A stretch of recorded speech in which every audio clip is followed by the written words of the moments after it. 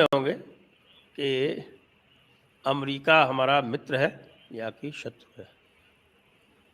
अब मैं यदि आपको ये बताऊं कि अमेरिका जो है वो मनी मन भारत को अपना प्रतिद्वंदी मानता है और भारत को टांग पकड़ के खींचने में कोई कसर नहीं छोड़ रहा है, और आप देख भी रहे हैं। वो आपको अनेकों प्रकार के क्रियाकलाप से, उनकी एकेडमिया क्या कर रही है, कैसे वो अमेरिका में कास्ट थ्योरी क्रिएट कर रही है, कैसे वो जो इंडियन डायस्पोरा है उसकी टांग खिंचाई कर रही है, कैसे वो इंडियन बिजनेसेस को करती है, और ऊपर ऊपर जो है वो बहुत सारे कारण हैं। यूक्रेन का तात्कालिक कारण है, लेकिन मूल कारण कुछ और है, और वो क्या है? आइए हम मिलते हैं डॉक्टर अंकित शाह से एक बार पुनः। स्वागत है आपका डॉक्टर अंकित शाह। नमस्कार सर। देखिए, जो मैं आपको संदर्भ दूंगा डॉक्टर गुरुमूर्ति जी के कुछ लेक्चर्स की, और उन्होंने पॉइंट आउट किया था कि भाई 1950 के दशक में यूएन ने ये कहा था कि यदि आपको आधुनिक बनना है तो आपको अपनी जो पुरानी वैल्यूज़ हैं वो छोड़नी पड़ेंगी। लेकिन 2010 का दशक आते आते यूएन स्वयं जो है वो अब सांस्कृतिक विरासत की बात करने लगा है। तो डेवलपमेंट विद कल्चर, इसकी बात होने लगी। तो ये जो आधुनिकता का जो एक स्वांग है, मैं तो स्वांग कहता हूँ इसको, आप ये कह सकते हैं कि मैं जजमेंटल हो रहा हूँ, लेकिन ये जो आधुनिकता का जो स्वांग है, क्या ये एक इम्पीरियलिस्टिक फिलॉसफी है? बिल्कुल। थोड़ा मैं आपको बैकग्राउंड में लेके जाऊंगा। तो जैसे ही the baton of leadership shifted from UK to US, तो हमें ये समझना है कि some of the aristocrat families जो यूके की थी, ठीक है, वो चाहती थी कि एक ऐसा वर्ल्ड ऑर्डर बने जिसमें इंपीरियलिज्म और कॉलोनियलिज्म कंटिन्यू करे, लेकिन किसी को पता ना पड़े कि ये कंटिन्यू हो रहा है। जी जी। हाँ, जिसकी वजह से उन्होंने क्या करा कि यूनिपोलर डॉलर ट्रेड के हिसाब से सारी संस्थाएं का डिजाइन और फ्रेमवर्क बनाया गया। ये क्यों बनाया गया, इसके लिए आपके दर्शकों के लिए मैं एक छोटा सा उदाहरण देना चाहूंगा। समझ लो कि आप 5 जन जा रहे हैं, फ्रेंड सर्कल है, सैटरडे संडे है, वीकेंड है, खाना खाने जा रहे हैं होटल में, ठीक है। तो 5 में से एक अमेरिका से आया हुआ है। तो अमेरिका वाला बंदा बोलता है कि आज एक काम करते हैं कि होटल का जो बिल है वो मेरी करेंसी में पे करते हैं, ठीक है, डॉलर में पे करेंगे। तो बाकी के फ्रेंड्स बोलते हैं ठीक है, कर लेते हैं इस बार ऐसा। हाँ, आपको बहुत शौक है बिल पे करने का, तो डॉलर करेंसी में कर लेते हैं। फिर जो है अमेरिका वाला बंदा बोलता है कि एक काम करते हैं कि हम एक दूसरे के साथ जो लेन देन करते हैं ना, वो भी अब आप एक काम करो कि मेरी करेंसी में ही करो, ठीक है। तो इसके लिए भी सारे देश तैयार हो जाते हैं, ठीक है। और वो 5 में से एक जो था वो बहुत बेस्ट फ्रेंड था, यूके वाला बंदा। तो यूके वाले बंदे ने सोचा कि ठीक है, मेरा तो स्ट्रॉन्ग अलायंस है अमेरिका वाले फ्रेंड के साथ, तो मुझे भी इसमें से कुछ ना कुछ बेनिफिट हो ही जाएगा, ये जो नई स्कीम हम बना रहे हैं उसमें। तो सब तैयार हो गए। फिर थोड़े टाइम बाद बाकी के फ्रेंड्स को समझ में आई कि आपस की लेन देन भी डॉलर में होनी है, होटल का बिल भी डॉलर में पे करना है। तो बहुत सारी आर्टिफिशियल डिमांड क्रिएट हो गई खाली डॉलर की, ठीक। तो उनकी जो डोमेस्टिक करेंसीज थी वो धीरे धीरे धीरे उनकी डिमांड कम होने लग गई और उसकी वैल्यूज कम हो गई। अब जो है बाकी के फ्रेंड्स बोलने लगे कि हमें तो साला, हम रात दिन मेहनत करते हैं, पहले हमें डॉलर कमाना पड़ता है, उसके बाद ही हम कुछ लेन देन कर सकते हैं, ठीक है। तो अमेरिका ने उसका भी हल निकाल दिया। बोलते हैं हम कुछ ऐसी संस्थाएं क्रिएट कर देते हैं जो आपको लोन दिया करेंगी, तो आपका डॉलर में लेन देन ईजी हो जाएगा, ठीक है। तो ऐसी संस्थाएं बना दी गई जिसे हम IMF, वर्ल्ड बैंक ये सब कहते हैं। अब लोन्स तो वहां से मिलने लग गई, सारा ट्रेड भी, इंटरनेशनल ट्रेड भी डॉलर में होने लग गया। अब जो है दिक्कत ये आने लग गई कि बाकी सारी करेंसीज की वैल्यू नीचे नीचे नीचे जाने लगी। तो अमेरिका ने डिसाइड किया कि एक काम करते हैं कि मेरी जितनी भी पॉपुलेशन है या मेरे जितने भी फैमिली मेंबर्स हैं, मैं प्रिंट करता जाऊंगा डॉलर और वो कंज्यूम करते जाएंगे बाकी के देश से परचेस करने करते करते, क्योंकि डिफरेंशियल अब इतना बढ़ गया है एक्सचेंज रेट का। अब तो मुझे तो आई कैन परचेज एनीथिंग, हाँ, उतना ज्यादा मेरा हाई वैल्यू है डॉलर का। तो अब बाकी के फ्रेंड्स जो है वो दिन रात मेहनत कर रहे हैं, स्लॉग कर रहे हैं, और अमेरिका के जो फैमिली मेंबर्स हैं वो तो वीकेंड ऑफ मना रहे हैं, ठीक। और पता चला कि वो तो प्रिंट कर रहे हैं, जितना परचेज करना है उतना परचेज कर लेते हैं, जहां से जो भी मर्जी पड़े, ठीक है। तो अभी दो फ्रेंड्स ऐसे थे जिनको समझ में आ गई कि ये तो एक तरह से रॉबरी चल रही है, प्रोडक्शन हम कर रहे हैं, कंज्यूम कोई और कर रहा है, और वो छापते जा रहे हैं, there is no control on printing of currency. तो ऐसे तो इन्फ्लेशन उनकी कंट्रीज में बढ़ने लग गया। तो इसमें से दो बंदे थे, एक इराक था और एक लीबिया था। तो इराक वाले ने डी डॉलराइजेशन करने का ट्राई करा और उसका नतीजा भुगता, बिल्कुल वैसे लीबिया वाले के साथ हुआ, ठीक है। तो ये एक पूरा बैकग्राउंड है यूनिपोलर डॉलर जो पिछले ये एक नया उपनिवेश कॉलोनियलिज्म का एक नया, इसमें एक चीज समझाएं पहले आप मुझे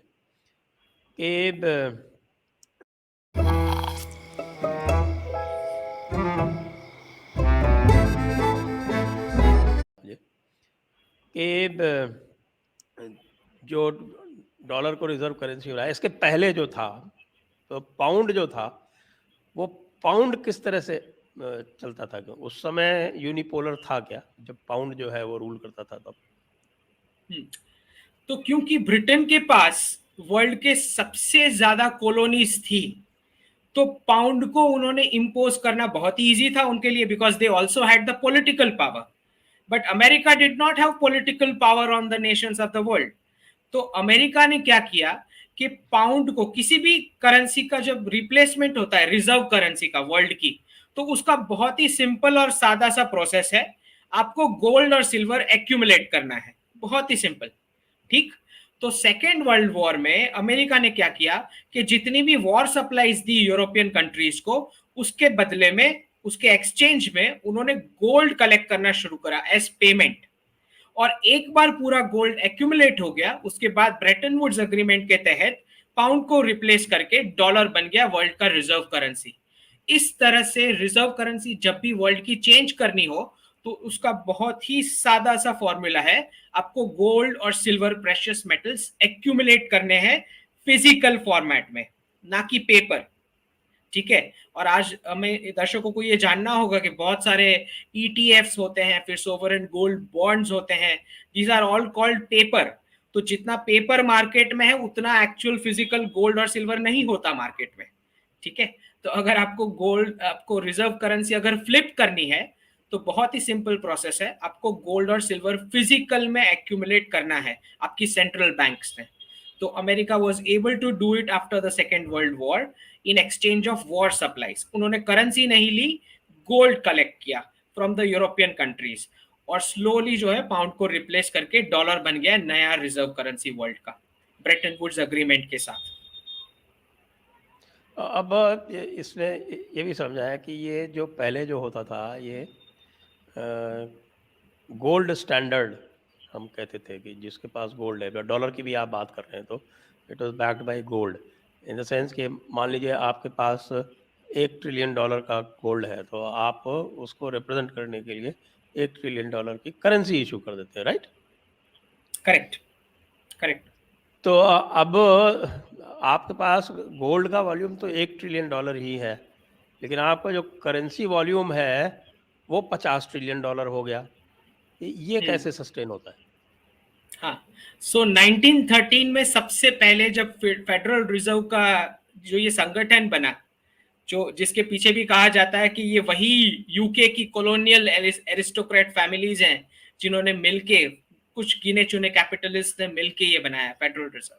तो जैसे ही फेडरल रिजर्व का प्रिंटेड करेंसी का फॉर्मेट स्टार्ट हुआ, तो डॉलर में सबसे पहले पब्लिक का ट्रस्ट लाने के लिए they started putting up faces of Kings and queen's on that notes, ठीक है, और उसको हुक कर दिया गया एक गोल्ड स्टैंडर्ड के साथ कि $20.67 would be the equivalent value for the ounce of gold.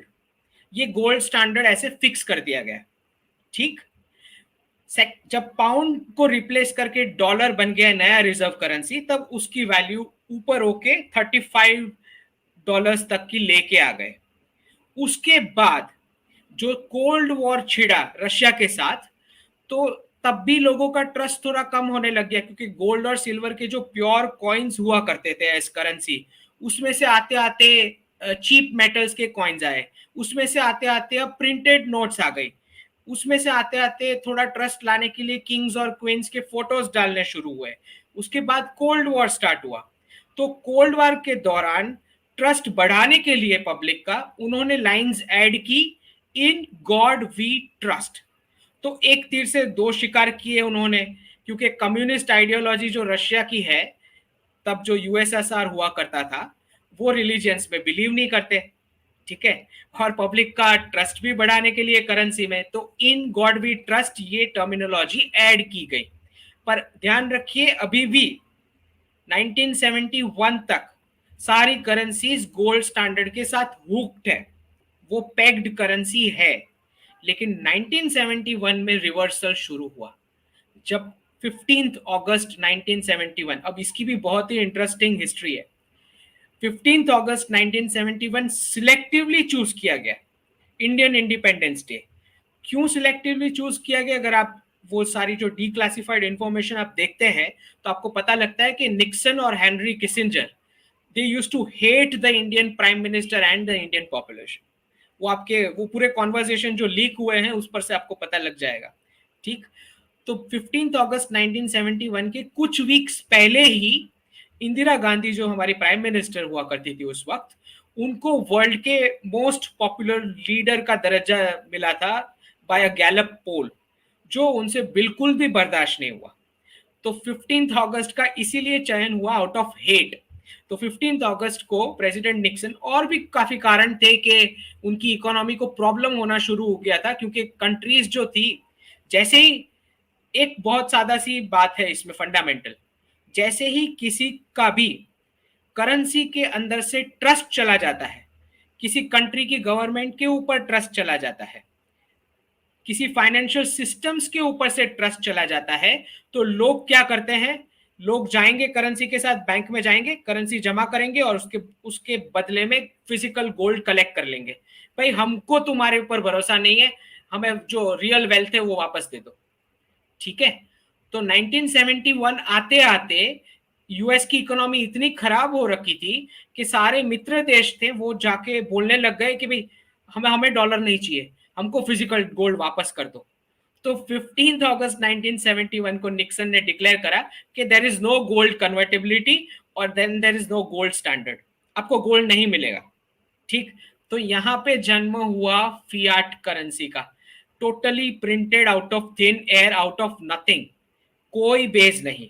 और क्योंकि सारी करेंसीज यूएस डॉलर से ऑलरेडी हुक्ड थी with the Bretton Woods agreement after the second world War, तो ऑटोमेटिकली बाकी सारी करेंसीज भी फियाट हो गई, मतलब आउट ऑफ गोल्ड स्टैंडर्ड।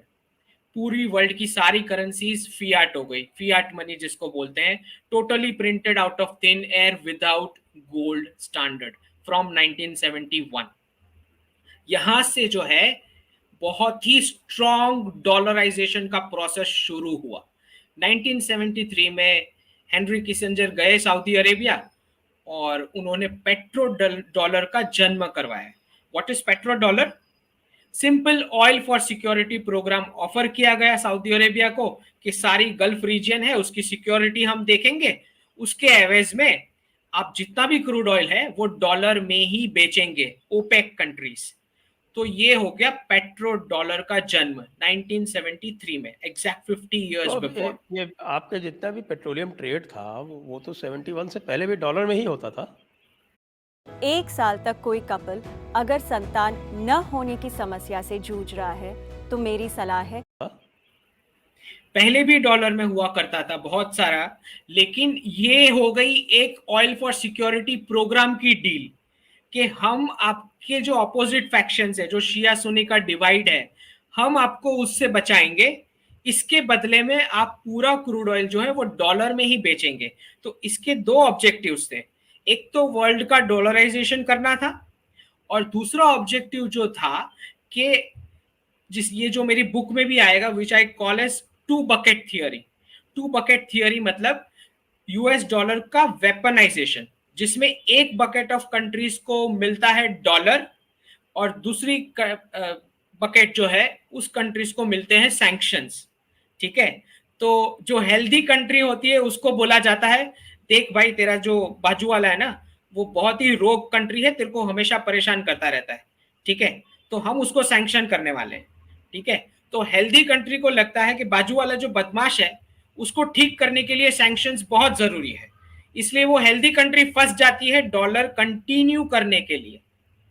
ठीक है, तो ये दो बकेट्स अमेरिका, ये मेरी थियरी है, two buckets theory I call it. एक सेट ऑफ कंट्रीज को वैसे डॉलर और बहुत सारे लोग देख रहे होंगे और इसको कॉपी करके खुद भी कॉपी पेस्ट करके अपने आप क्लेम कर लेंगे। बुक लॉन्च हो जाएगी मेरी this month, this has complete details on this dollarisation and de dollarisation cycle. ठीक है, तो जो करते हैं उनको करने दो कॉपी। तो दो बकेट्स है, one bucket of nations will get arms and dollars, second bucket of nations get sanctions। तो ये इस तरह से तीन चीजें यूएस डिवाइड करता है, आपको नेबर्स के साथ फाइटिंग करवाएगा, और हेल्दी नेशंस को लगता है कि बाजू वाले को पनिश करने के लिए मुझे तो डॉलर कंटिन्यू करना पड़ेगा क्योंकि उसको सैंक्शन होना है। ठीक है, तो ये टू बकेट थियरी से डॉलर का रिजर्व करेंसी स्टेटस आज तक कायम है। ठीक, तो ये एक चीज पूरा समझाएं dollarisation. Let me just understand this. अभी हमने देखा कि यदि किसी भी करेंसी को आप ट्रेडिंग करेंसी बना दे तो वो स्ट्रेंथन हो जाती है। एग्जांपल देता हूँ मैं आपको, जैसे रूबल का हुआ।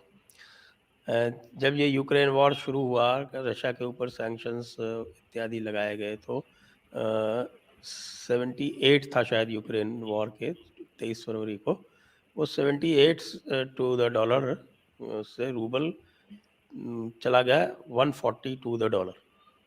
और उसके बाद रशिया ने कहा कि अब मेरे से ऑयल खरीदना है तो तुमको रूबल में खरीदना पड़ेगा, बिल्कुल, और as a result it went up to 62 and even today it is 70 to the dollar। तो ये इसको आप जो है वो डॉलर के, पेट्रो डॉलर और रूबल का ये जो स्ट्रेंथनिंग हुआ, जब उसमें ट्रेड उन्होंने डिनोमिनेट कर दिया अपने ऑयल का, तो इस परिप्रेक्ष्य में थोड़ा समझाएं इसको। जी। तो सपोज इंडिया को ट्रेड करना है श्रीलंका के साथ, तो श्रीलंका की एक नेशनल करेंसी है और एक नेशनल करेंसी इंडिया की है। तो जब श्रीलंका कुछ प्रोड्यूस करके बेचता है इंडिया को, ठीक है, तो उससे श्रीलंका की नेशनल करेंसी का स्ट्रेंथ बढ़ना चाहिए। ठीक, बिल्कुल वैसे जब इंडिया कुछ प्रोड्यूस करके बेचता है तो इंडियन रुपी की डिमांड और स्ट्रेंथ बढ़नी चाहिए, क्योंकि सामने वाले के पास रुपीज होने चाहिए इंडियन प्रोडक्शन परचेस करने के लिए। ठीक, ये नहीं हो रहा है। पिछले 50 साल से बाकी सारी कंट्रीज जितनी भी मजदूरी कर रही है उससे खाली डॉलर एनरिच हो रहा है। सबकी नेशनल करेंसीज की डिमांड काट के डॉलर के लिए एक आर्टिफिशियल डिमांड क्रिएट की जा रही है। तो ऐसी कोई भी कंट्री जो अपनी नेशनल करेंसी में नहीं ट्रेड कर पा रही है उसको मैं बोलूंगा is still a financial colony of the United states, which is exactly Y जितनी भी हमारी सेंट्रल बैंक्स है वो उस तरफ देखती रहती है फेडरल रिजर्व की ओर, क्या पॉलिसी आने वाली है, क्या पॉलिसी आने वाली है, कुछ पता पड़े। तो जब फेडरल रिजर्व की मीटिंग हो जाती है उसके बाद बाकी की सेंट्रल बैंक्स अपनी पॉलिसीज बनाती है, क्योंकि सबका जो कनेक्शन हो गया वो सीधा डॉलर और डॉलर की स्ट्रेंथ पे कनेक्ट हो गए। सबकी जो सेविंग्स है वो भी डॉलर में पार्क हो गई।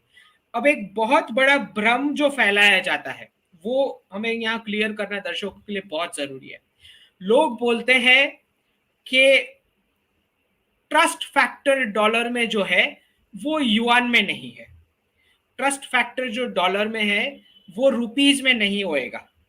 अब मैं इनको बताना चाह रहा हूं कि ट्रस्ट फैक्टर कभी यूएस इकोनॉमी पे कभी रहा ही नहीं था, ट्रस्ट फैक्टर कभी यूएस मिलिट्री में रहा ही नहीं था, ट्रस्ट फैक्टर कभी डॉलर में रहा ही नहीं था। ट्रस्ट फैक्टर जो था वो खाली इस बात का था कि US can endlessly print it's dollars because of the reserve currency status.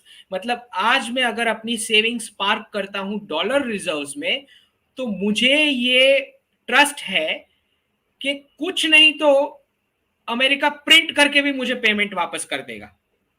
ठीक है, तो ट्रस्ट यूएस की इकोनॉमी, मिलिट्री या यूएस की गवर्नमेंट में या डॉलर में नहीं था। ट्रस्ट इस बात का था कि क्योंकि डॉलर का रिजर्व करेंसी स्टेटस है, वो प्रिंट कर पाएगा एंडलेसली और मेरी इन्वेस्टमेंट सेफ रहेगी, मुझे अपनी एटलीस्ट प्रिंसिपल तो मिल ही जाएगी। ठीक है, तो कोई अगर बोलता है कि यूएस के ब्रेन पे ट्रस्ट था, मिलिट्री पे ट्रस्ट था या गवर्नमेंट पे ट्रस्ट था, तो ये बात बिल्कुल ही गलत है। ये क्लैरिफाई करना बहुत जरूरी है। Hey, listen, this video can help you save up to 46,800 rupees in taxes. Have you heard? ये गलत है, ये क्लैरिफाई करना बहुत जरूरी है। जी नहीं, मैंने वो जो रूबल का एग्जांपल दिया था उसको थोड़ा और क्लैरिफाई करा। ठीक है, तो जैसे ही रशिया ने डिक्लेयर किया कि हम हमारा जो भी ट्रेड है वो रूबल में करेंगे, इससे क्या होता है, Russia is one of the biggest energy producing country. तो एनर्जी का जो मेन उनका कोर बिजनेस है अलॉन्ग विद डिफेंस, ये दोनों को अगर किसी को कुछ भी परचेज करना है तो they will have to first earn rouble. तो अगर इंडिया को सुखोई लेने हैं रशिया से, या इंडिया को क्रूड ऑयल लेना है रशिया से, जो बहुत ही ज्यादा परचेज हुआ है आफ्टर यूक्रेन कॉन्फ्लिक्ट, तो इंडिया को पहले रूबल अर्न करने पड़ेंगे। जो रूबल अर्न करने पड़ेंगे उसके लिए डिमांड क्रिएट होगी, और जितनी ज्यादा डिमांड क्रिएट होएगी उतनी रूबल की वैल्यू ऊपर जाएगी। इस तरह से वैल्यूएशन ऊपर जाता है आपकी करेंसी का, आपकी खुद की करेंसी का। तो मतलब ये हुआ कि डीलिंग हो रही है, चाइना और रशिया आपस में ट्रेड कर रहे हैं और दोनों को ट्रेड करने के लिए डॉलर चाहिए, तो डॉलर की डिमांड बढ़ेगी और ऑटोमेटिकली डॉलर ऊपर जाएगा। इसीलिए हम जब देखते हैं कि जब क्वांटिटेटिव ईजिंग होती है तब भी डॉलर ऊपर चला जाता है, जब क्वांटिटेटिव टाइटनिंग होती है तब भी डॉलर ऊपर चला जाता है। बिल्कुल बिल्कुल। तो ये उनकी जो यूएसडी और यूएसटी की साइकिल बोलते हैं, जिसके बेस पे वो क्वांटिटेटिव ईजिंग और क्वांटिटेटिव टाइटनिंग करते रहते हैं। ठीक है, तो क्योंकि सारी सेविंग्स वहीं पार्क होनी है, सबके पास फॉरेन रिजर्व्स जो है वो डॉलर में है। ठीक है, तो सबका ट्रस्ट ये है कि US can endlessly print and we will get our repayments easily back. तो लेकिन जनवरी 2022 से एलाई कंट्रीज ने भी बंद कर दिया है यूएस ट्रेजरी में पार्क करना।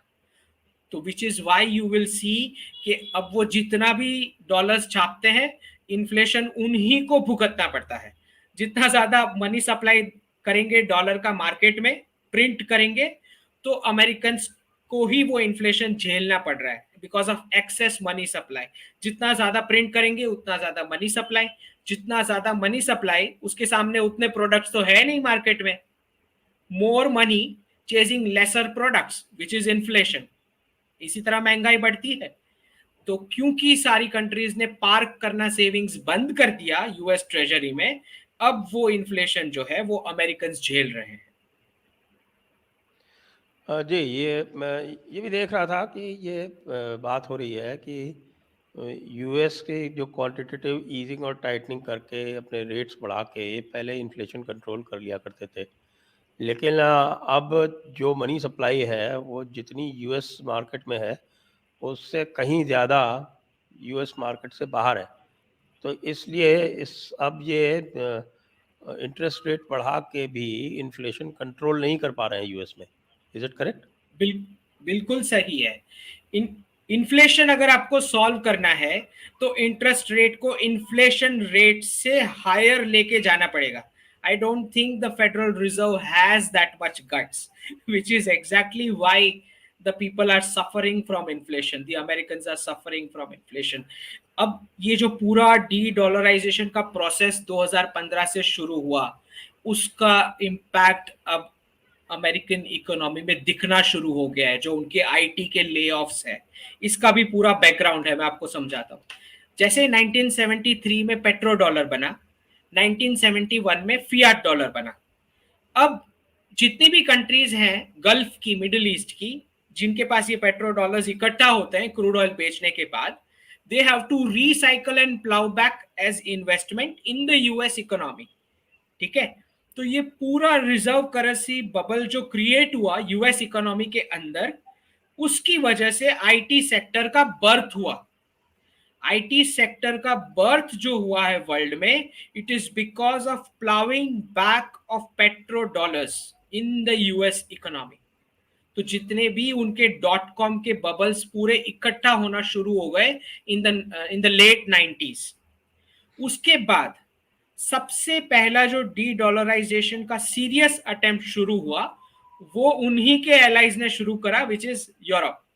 तो यूरोप लेके आ गया यूरो करेंसी। यूरोप ने जान लिया कि ये तो बड़ी बदमाशी चल रही है, हाँ, only US dollar is enriching, हमारी करेंसी को तो कुछ भी फायदा नहीं हो रहा। तो यूरोप लेके आ गया एक यूरोपियन यूनियन, जिसने लॉन्च की यूरो करेंसी 1999 के पास। ठीक, अब यूएस जो है स्टार्टेड पैनिकिंग। तो उन्होंने क्या शुरू किया कि अब हम प्रिंट तो करेंगे, लेकिन ये बाहर से जो सेविंग्स आनी है, जो यूरोजोन पार्क करता था, सपोज जर्मनी को कुछ ट्रेड करना है फ्रांस के साथ, तो वो तो डॉलर को साइड में बिठा के यूरो में करने लग गए। ठीक, तो अब ये पूरा एक्सेस डॉलर का करना क्या है, तो वो सारा जाके उनके .com बबल में इकट्ठा होने लग गया। ऊपर से उनके जो दूसरे सेक्टर्स थे, क्योंकि बहुत सारी रीअप्रोचमेंट उन्होंने चाइना के साथ करना शुरू कर दिया था, तो मैन्युफैक्चरिंग जॉब सारे जो थे वो जाके चले गए चाइनीज इकोनॉमी में। तो अब उनके साथ प्रॉब्लम ये होने लग गया कि उनके बाकी के सेक्टर्स वीक होने लग गए। तो उन्होंने एक और बदमाशी शुरू की, वो लेके आ गए ग्रैम-ब्लीली एक्ट बोलते हैं उसको। ग्रैम-ब्लीली एक्ट यूएस इकोनॉमी में आया, जिसने स्टीगल्स एक्ट को रिपील करा। अब स्टीगल्स एक्ट क्या है वो हमें समझना है। स्टीगल्स एक्ट जो था यूएस इकोनॉमी में, वो इन्वेस्टमेंट बैंकिंग और कमर्शियल बैंकिंग को सेपरेट रखता था। एक ही बैंक जो है वो लोगों से डिपॉजिट लेगी, और जो इन्वेस्टमेंट करने वाली बैंक है वो सेपरेट एंटिटी रखनी पड़ेगी। ये स्टीगल्स एक्ट की रिक्वायरमेंट थी। Power cuts affecting your daily life? Pay electricity bill in 3 easy steps. ये स्टीगल्स एक्ट की रिक्वायरमेंट थी। ठीक है, पर क्योंकि अब मैन्युफैक्चरिंग जो है वो धीरे धीरे चाइना की ओर उन्होंने शिफ्ट करना शुरू कर दिया था, चाइनीज कम्युनिस्ट पार्टी के फैमिली मेंबर्स और कार्डर्स को फ्री ट्रेड की ट्रेनिंग देके, तो अब जो बाकी के सेक्टर्स को आर्टिफिशियली पुश, एक मिनट आपको रोकूंगा। ये पूरा जो जी। इन्होंने ग्लोबलाइजेशन का पुश करके और ये शिफ्टिंग शुरू किया, ये क्यों किया? ये उन्होंने यूरोपियन एलाइज का बदला लेने के लिए किया, रिवेंज। यूरो करेंसी ने जो सबसे पहला डी डॉलराइजेशन का अटेम्प्ट करा, उसके रिवेंज में किया, और चाइना ने उनको प्रॉमिस किया कि हम जितना ट्रेड करेंगे, हम यूरोप की जगह हम यूएस ट्रेजरी में सेविंग्स अपनी डालेंगे, आप हमको मैन्युफैक्चरिंग जायंट बनाओ। उसके बदले में ये हुआ। तो यूरो करेंसी का बदला इस तरह से लिया गया, क्योंकि उन्होंने पार्किंग करने से मना कर दिया।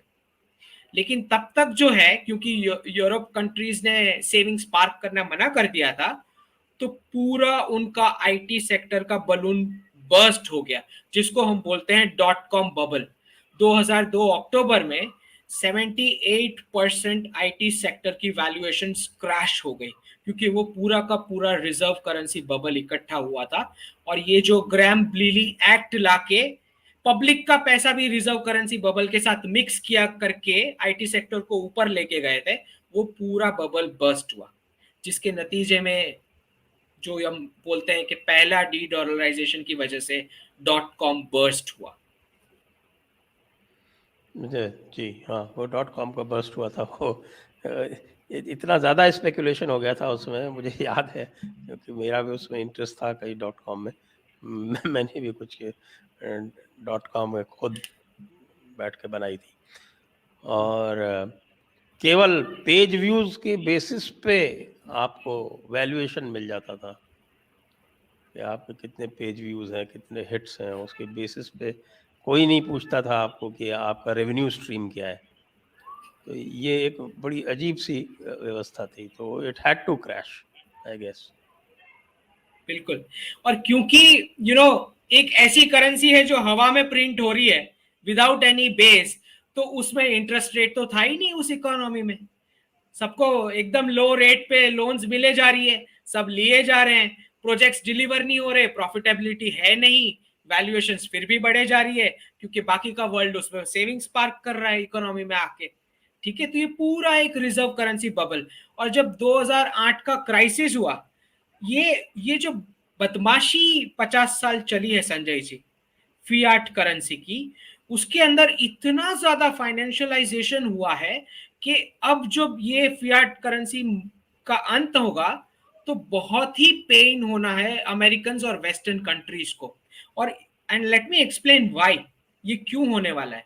बिकॉज इन्होंने इतना ज्यादा फाइनेंशियलाइजेशन, डेट बेस्ड क्रेडिट बना दिया, आज उनका जो है 31 ट्रिलियन का डेट इकट्ठा हो गया है।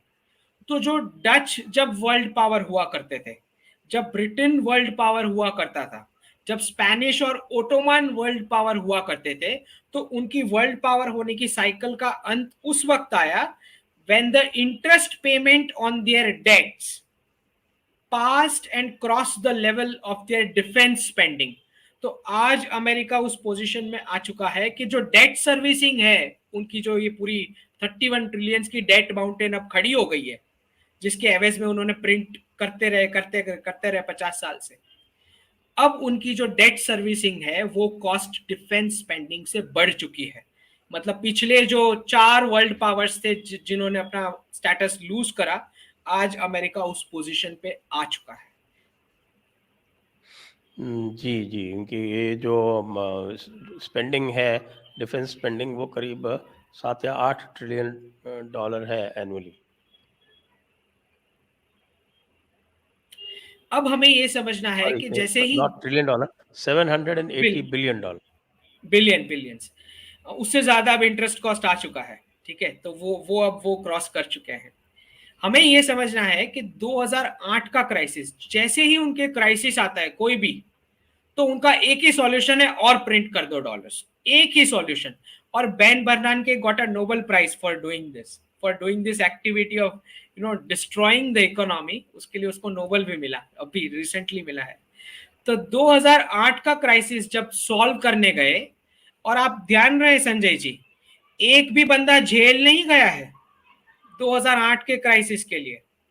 ठीक है, तो ये वही एक्ट की बदमाशी है जो मैंने आपको बोला ना, ग्रैम ब्लीली एक्ट जो लेके आए थे यूरो करेंसी के बाद। तो बदमाशी करी है उन्होंने यूरो करेंसी लॉन्च होते ही।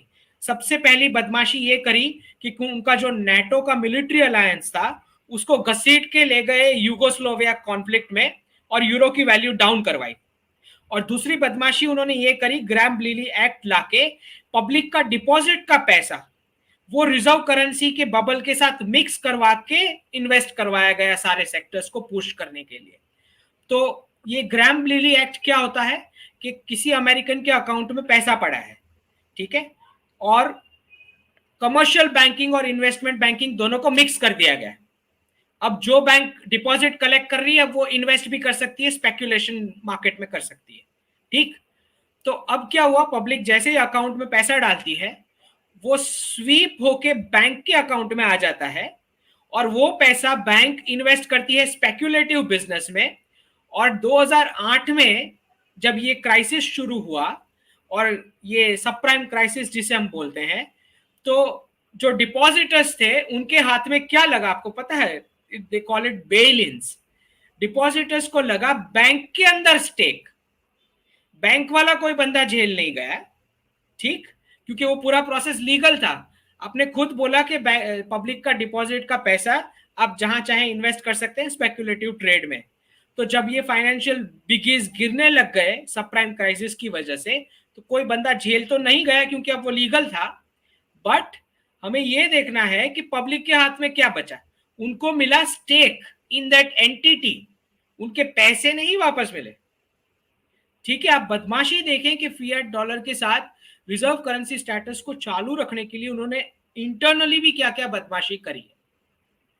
ठीक है, पब्लिक को एक नशा चढ़ाया गया सोशलिस्ट बेनिफिट्स का, मेडिकेट दे दिया, इनकम सिक्योरिटी दे दिया, रिटायरमेंट फंड्स 401k, अभी जो कोविड चेक्स बटे हैं लास्ट 3 इयर्स पे, ठीक है, 14 ट्रिलियन से ज्यादा उन्होंने प्रिंट कर डाला और फ्रीबीज बांट दिए अमेरिकन में कि आपको जैसे जो परचेस करना है करो। ठीक है, और इसके सामने हमें यह समझना है कि डी डॉलराइजेशन प्रोसेस क्यों स्टार्ट हुआ, कहां से स्टार्ट हुआ है डी डॉलराइजेशन प्रोसेस। हाँ, तो ये 2008 इसकी टाइमलाइन भी बताएं और थोड़ा सा ये भी बताएं कि इसको जो है आपकी जो सनातन इकोनॉमिक्स की आप बात करते हैं उसको कैसे रिलेट करते हैं, फैमिली वैल्यूज से कैसे रिलेट करते हैं। बिल्कुल, तो फियाट डॉलर रिजर्व करेंसी को चलाने के लिए जितने भी सोशलिस्ट फ्रीबीज लाए गए अमेरिकन इकोनॉमी में, उसके अंदर एक इंडिविजुअलिज्म का वेव चलाया गया, खाली रूरल अमेरिका में नहीं, रूरल इंडिया में भी, जहां पे 50, 60, 70s की जनरेशंस को यह बोला गया कि आप अपने पेरेंट्स, ब्रदर्स और सिस्टर्स से राइट्स मांगना शुरू करें, आप अपना हिस्सा मांगिए फैमिली में से, क्योंकि आपको प्राइवेसी चाहिए, आपको ज्यादा राइट्स चाहिए। ठीक है, तो ये पूरा एक आर्टिफिशियल वेव क्रिएट किया गया, जिसमें से सारी कंट्रीज के जो ये जनरेशंस थी उन्होंने अपने पेरेंट्स से शेयर मांगा, और वो पूरी जो एंटरप्राइजिंग इकोनॉमी थी एशिया की, जिसकी वजह से हम इतना रिच हुआ करते थे, वो पूरा जॉइंट फैमिली कॉर्पस जो था वो टूट गया, जिसकी वजह से एग्रीकल्चर इकोनॉमी पूरी की पूरी बैठ गई, एंटरप्राइजिंग और एमएसएमई पूरे के पूरे बैठ गए, क्योंकि सबने अपना जॉइंट फैमिली में से हिस्सा मांग लिया, तो वो जॉइंट फैमिली की एंटरप्राइजिंग टूट गई। अब ये सारे लोग अर्बन सिटीज में आए अपना हिस्सा लेके, और पूरा फैमिली कॉर्पस जो है वाया स्टॉक मार्केट कंपनीज में लगा के खुद जॉबर्स बन गए। ये बिल्कुल सेम प्रोसेस वेस्ट में भी उन्होंने करवाया। क्यों करवाया? सेम रीजन, डॉलर को रिजर्व करेंसी चालू रखने के लिए। ठीक है, तो उन्होंने वेस्ट में तो जो जो बेनिफिट्स बांटे हैं, फूड स्टैम्प्स बांटे हैं, ठीक है, तो पूरा एक साइकिल चला के 16 साल का बच्चा होता है तो उसको घर से बाहर निकाल दो। क्यों? क्योंकि एजेड पेरेंट्स जो है उसकी केयर तो गवर्नमेंट करने वाली है, तो पेरेंट्स को अब कोई जरूरत नहीं है उस बच्चे की। यार मैं बोलना भूल गया था, पर वो दिन मैं म्यूचुअल फंड लेने के बारे में सोच रहा था। तो पेरेंट्स को अब एमएसएमई पूरे के पूरे बैठ गए, क्योंकि सबने अपना जॉइंट फैमिली में से हिस्सा मांग लिया, तो वो जॉइंट फैमिली की एंटरप्राइजिंग टूट गई। अब ये सारे लोग अर्बन सिटीज में आए अपना हिस्सा लेके, और पूरा फैमिली कॉर्पस जो है वाया स्टॉक मार्केट कंपनीज में लगा के खुद जॉबर्स बन गए। ये बिल्कुल सेम प्रोसेस वेस्ट में भी उन्होंने करवाया। क्यों करवाया? सेम रीजन, डॉलर को रिजर्व करेंसी चालू रखने के लिए। ठीक है, तो उन्होंने वेस्ट में तो जो जो बेनिफिट्स बांटे हैं, फूड स्टैम्प्स बांटे हैं, ठीक है, तो पूरा एक साइकिल चला के 16 साल का बच्चा होता है तो उसको घर से बाहर निकाल दो। क्यों? क्योंकि एजेड पेरेंट्स जो है उसकी केयर तो गवर्नमेंट करने वाली है, तो पेरेंट्स को अब कोई जरूरत नहीं है उस बच्चे की। ठीक है, और बच्चा जो है उसको एंडलेसली प्रिंट हो रहा है फियाट करेंसी, तो उसको कम इंटरेस्ट पे लोन मिल रहा है, तो वो भी अपनी लोन लेके लाइफ शुरू कर दिया बाहर जाके घर से।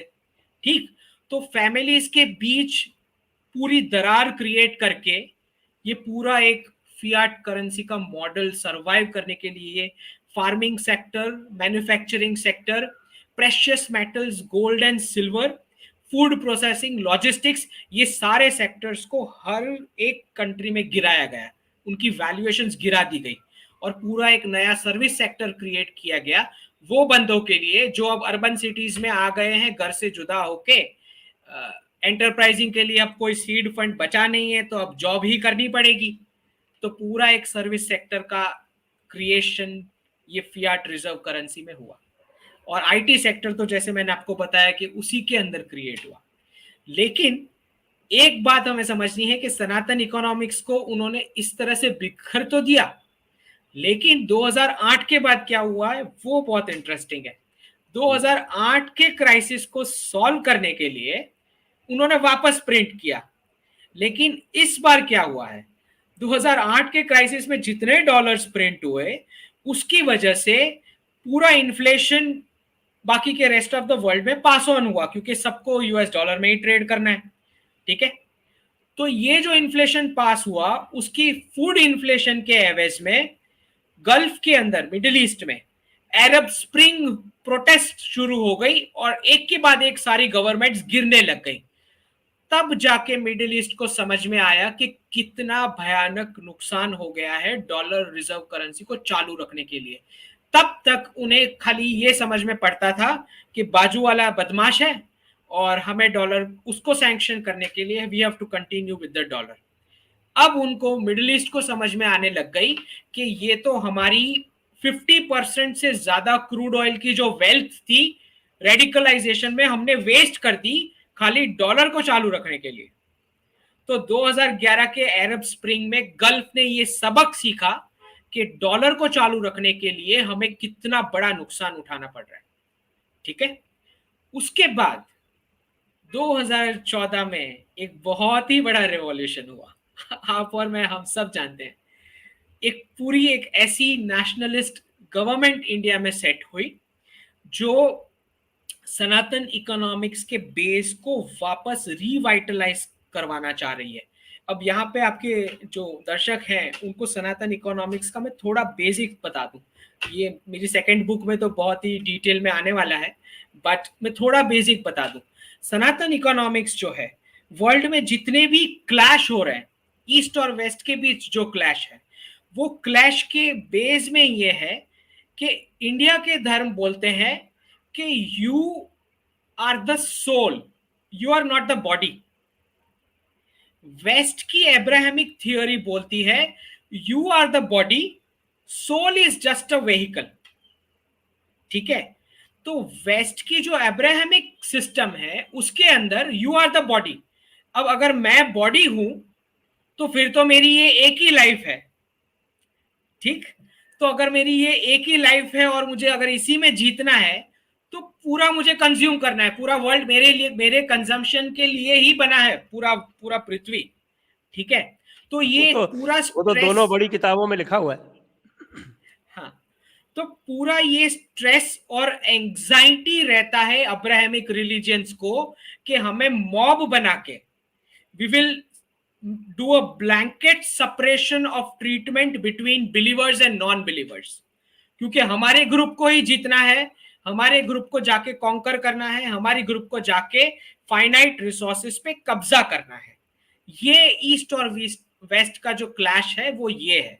अब सनातन इकोनॉमिक्स बोलता है कि मैं तो मानता हूं कि लाइफ साइकिल्स हैं, ठीक, मैं तो वापस इसी प्लेनेट पे आने वाला हूं, तो मुझे तो कोई जल्दी नहीं है ये सब कंज्यूम कर लेने की, ठीक, मैं तो वापस आने वाला हूं। तो मेरा थियरी है कि मुझे प्रिजर्व करना है जितना है, किसी के ऊपर टेक ओवर नहीं करना है, ठीक है। तो ये क्लैश जो हमें दिखता है, one which is a theory of पैगंबर, कि कोई मैसेंजर आया है जो हमें स्ट्रिक्ट कमांडमेंट्स बता रहा है, आदेश फिलॉसफी, कि अगर आप, मैं जो रूल्स बता रहा हूं वो ही मानो और आपको इकट्ठा होके ग्रुपिज्म बना के जीतने हैं रिसोर्सेस, सबको कन्वर्ट करना है, अपने ग्रुप में लेके आना है, ठीक। उसके ऑपोजिट जो है एक दिगंबर फिलॉसफी इंडिया की, जो बोलता है कि मेरा तो लाइफ साइकिल्स है, मैं कर्मा फियरिंग लाइफ में बिलीव करता हूं, I don't believe in God fearing life. मैं मानता हूं इंडिविजुअल लिबरेशन में, इंडिविजुअल सीकिंग में मानता हूं, मैं मानता हूं प्रिजर्वेशन में, ठीक।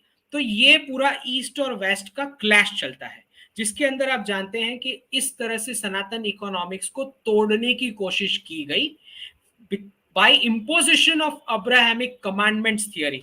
एक जो ब्यूटीफुल उपदेश वाली फिलॉसफी है उसको आदेश वाली फिलॉसफी से काउंटर किया जा रहा है। This is what is happening. तो हम जब जानते हैं कि सनातन इकोनॉमिक्स में, अगर मैं बात करूं, आपको सिंपल सा एग्जांपल दे दूं लाइफ साइकिल्स का, सबसे ज्यादा बायोडाइवर्सिटी इंडिया में मेंटेन होती है। क्यों होती है ये आपको मेरी नेक्स्ट बुक में डिटेल में दिया गया है कि हमारे एक एक आप भगवान को आप उनकी छवि उठा लें, एक तो आपको पूरे गोल्ड से लदे हुए दिखेंगे, because gold is Sanatan, that is a real purchasing power. Printing notes का क्या है, अगर ज्यादा प्रिंट हो गए तो उसकी परचेजिंग पावर नीचे चली जाएगी, ठीक है।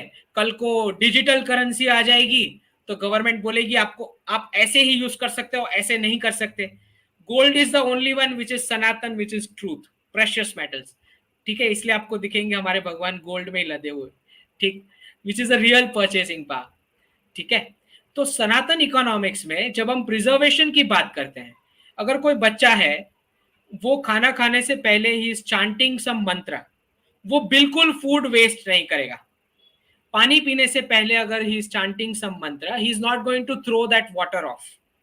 बिल्कुल वैसे एक एक भगवान की अगर आप छवि देखेंगे तो उसमें आपको कोई ना कोई एनिमल, कोई ना कोई बर्ड, कोई ना कोई वेपन, कोई ना कोई व्हीकल, कोई ना कोई इक्विपमेंट, कुछ ना कुछ दिखेगा। तो हमको ये लेसन दिया गया है कि आप सबको प्रिजर्व करके चलो। तो हर एक हमारे मंदिर में जो है, हर एक मंदिर में हर एक स्पेसिफिक भगवान के लिए उनको जो अर्पण किया जाता है, आप देखेंगे specific food, specific fruit, specific flower. Hanuman ji का फ्लावर अलग है, बाकी के भगवान का फ्लावर आपको अलग दिखाई देगा, क्योंकि एक प्रिजर्वेशन की लाइफ साइकिल हमें चलानी है, सबको कवर करना है, ठीक है, सबको हमें अलाइव रखना है। This is the wisdom of life cycles, जो आपको बाकी के इकोनॉमिक्स में स्टैंडर्डाइजेशन और binary economics, Abrahamic based economics में नहीं देखने को मिलेगा। इसीलिए जब ये गवर्नमेंट का आप देखते हैं वर्क, जो हमारे जितने भी तीर्थ स्थान है उसके बाहर एक पूरा एक टूरिज्म का इकोनॉमी चलता है because of this life cycle. और हमारी आप फेस्टिवल्स देख ले, जब अब हम बात करते हैं धनतेरस की, राइट, तो हम बाहर स्टिकर्स लगाते हैं शुभ और लाभ, हम बोलते हैं only ethical profits are allowed to enter my home.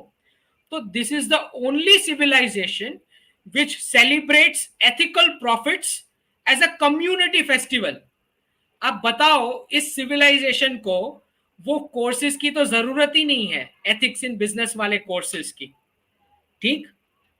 बिल्कुल वैसे आप देखेंगे हमारे जितने भी यूनिवर्सिटीज थे, ऑल दीज वर मंदिर कैंपसेस, मंदिर कैंपसेस में यूनिवर्सिटीज थी। यूनिवर्सिटीज के अंदर मंदिर नहीं थे, जो आज हमारी हालत डिग्रेडेशन होके हो गई है कि एक छोटा सा सैंपल मंदिर पड़ा हुआ होता है, ये नहीं था। मंदिर कैंपसेस के अंदर यूनिवर्सिटीज हुआ करती थी, जिसकी वजह से आप देखेंगे जब हमारे जो गुरुज थे एक यूनिवर्सिटी से दूसरी यूनिवर्सिटी तक जाते हैं विहार करके, जिससे बिहार स्टेट का नाम भी पड़ा है, बिहार विहार। तो हर एक सिटी में व्याख्यान देते देते देते जाएंगे, दूसरी यूनिवर्सिटी में जाएंगे, नालंदा से तक्षशिला, तक्षशिला से वल्लभी, ये पूरा उनके जो पूरा रूट है उनका विहार करने का, हर एक सिटी में व्याख्यान देते जाएंगे, रिसर्च के बेनिफिट्स पब्लिक में बांटते हुए जाएंगे। तो ये हमारा फैकल्टी और स्टूडेंट रिसर्च एक्सचेंज प्रोग्राम हुआ करता था, जो अब वेस्ट को समझ में आ रहा है और कॉपी करने की ट्राई करते हैं, ठीक है। तो ये पूरा एक सनातन इकोनॉमिक्स का मॉडल था, जिसमें बॉटम अप धार्मिक कंट्रोल है। हमारी जो अकाउंट्स की बुक्स होती हैं उसमें भी ऊपर हम लिखते हैं श्री सभा। श्री सभा का मीनिंग होता है I will take only maximum up to 25% of cost as my profit. मैं इससे ज्यादा धन किसी से नहीं लूंगा। अब इससे ज्यादा बिजनेस एथिक्स आपको सनातन के अलावा और कहां मिलेगा, ठीक है। तो एक ऐसी सोसाइटी जो बॉटम अप धार्मिक कंट्रोल में बिलीव करती है, उसको टॉप डाउन रेगुलेशंस की कोई जरूरत ही नहीं है।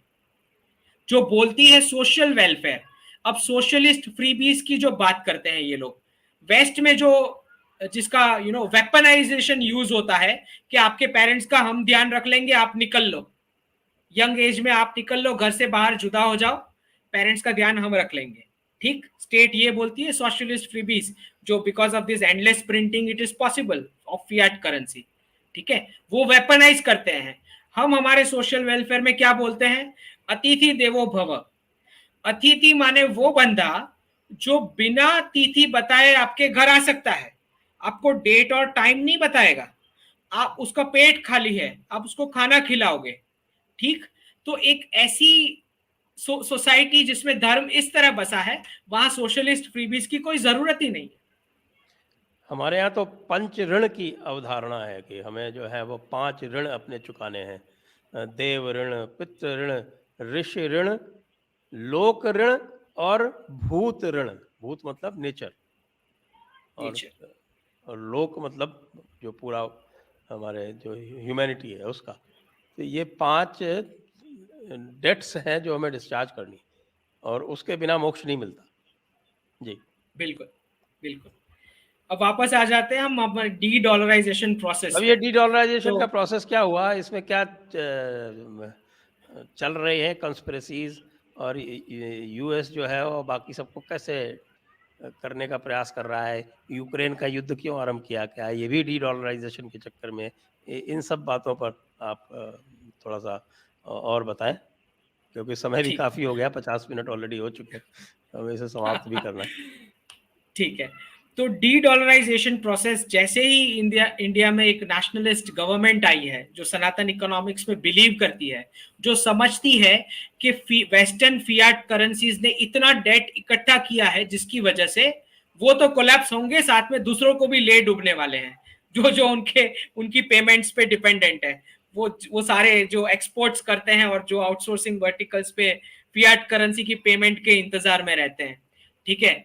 तो उसको इम्प्रोवाइज करने के लिए हमारी जो नरेंद्र मोदी सरकार है, उन्होंने सबसे पहले लीड लेना शुरू किया। और ये मेरी जो बुक लॉन्च होने वाली है इस मंथ में, उसमें ये डिटेल में दिया गया है कि क्या पूरी टाइमलाइन है।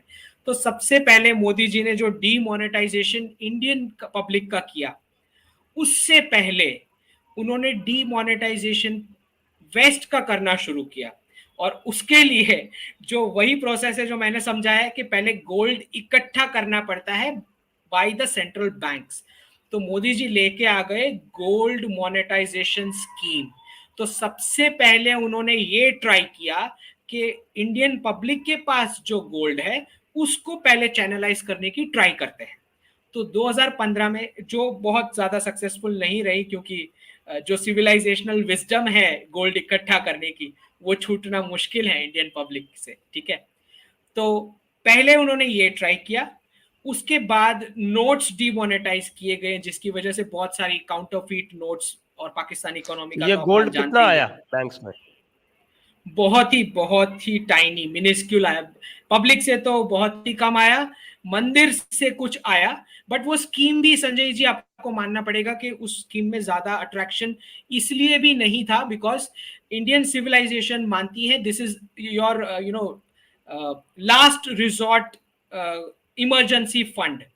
तो पब्लिक इतना जल्दी तो गोल्ड से जुदा नहीं हो पाएगी, ठीक है। तो मोदी जी ने अब देखना शुरू किया कि अब हमें वेस्ट से गोल्ड कलेक्ट करना शुरू करना पड़ेगा अगर डी डॉलराइज करना है। बिल्कुल वैसे जैसे यूएस ने यूरोपियन यूनियन से गोल्ड कलेक्ट करना शुरू किया था, पाउंड को हटाने के लिए और डॉलर को रिजर्व करेंसी बनाने के लिए। उसके लिए रशिया, इंडिया, चाइना और गल्फ की कुछ कंट्रीज, सबकी सेंट्रल बैंक्स ने धीरे धीरे गोल्ड इकट्ठा करना शुरू किया। उसके बाद 2018 में मोदी जी ने चाइना को सबसे पहले ऑफर किया कि हम नेशनल करेंसीज में ट्रेड करते हैं। ये इसलिए जरूरी था क्योंकि China is the main export oriented economy. अगर चाइना नहीं मानता है डी डॉलराइजेशन के लिए तो आगे प्रोसेस कुछ और होना ही नहीं है, क्योंकि वही सप्लायर है वर्ल्ड का, वही मैन्युफैक्चरिंग फैक्ट्री भी है। तो 2018 में आप जानेंगे कि चाइनीज कम्युनिस्ट पार्टी, मैं तो बोलता हूं it is a US deep state branch sitting in Beijing, but 2018 में शी जिनपिंग का इतना कंट्रोल नहीं था जितना आज है। तो तब चाइना ने बिल्कुल मना कर दिया। लेकिन यूएई, ईरान और रशिया, ये तीनों ने पॉजिटिव सिग्नल दिए कि हम we are ready for national currency trade, क्योंकि रशिया और ईरान तो सैंक्शंस में थे ही, और UAE was a country which understood this wisdom कि पूरे गल्फ रीजन को कॉन्फ्लिक्ट में रखा गया है because to keep the dollar going.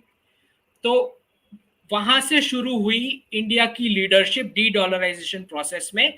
India ने एक के बाद एक सारी मल्टीलैटरल ट्रेड फॉर्मेट को मना कर दिया। हम नहीं करेंगे मल्टीलैटरल ट्रेड पैक्ट्स। अगर आपको हमारे साथ ट्रेड करना है, इंडिविजुअली लाइन में आइए, हम एक एक के साथ फ्री ट्रेड अग्रीमेंट करेंगे। और इसके पीछे विजडम ये है कि मल्टीलैटरल ट्रेड फॉर्मेट में यूनिपोलर डॉलर डिफॉल्ट बैठ जाता है, क्योंकि उस वहां पे 10-15 कंट्री